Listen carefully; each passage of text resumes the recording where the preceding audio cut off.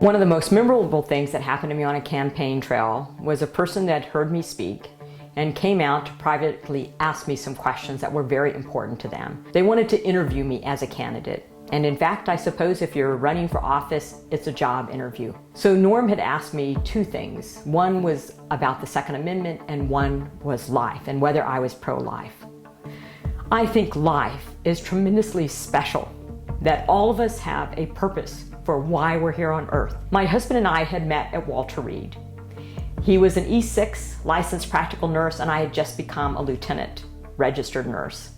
He had friends that he had met and kept a relationship with all throughout his military time, and then they became my friends as well.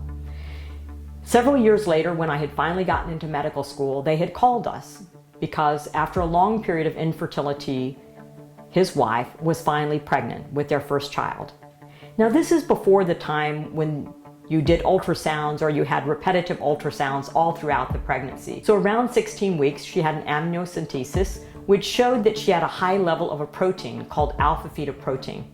Now this protein is a marker for neurological development. The best case scenario, there'd be a small defect in the bony part of the spine, or the baby could be paralyzed, or in the worst case scenario, the baby could be born without a brain. So our friends were calling us to ask us, given our medical knowledge, what would we do? What would they do? What should they do? Because their doctors and nurses were pushing them to have an abortion. We considered all of the risks, and there were tremendous risks. One was our medical knowledge. Two was our friendship with our friends. If they had a baby that was born without a brain, were we the ones that were to be blamed?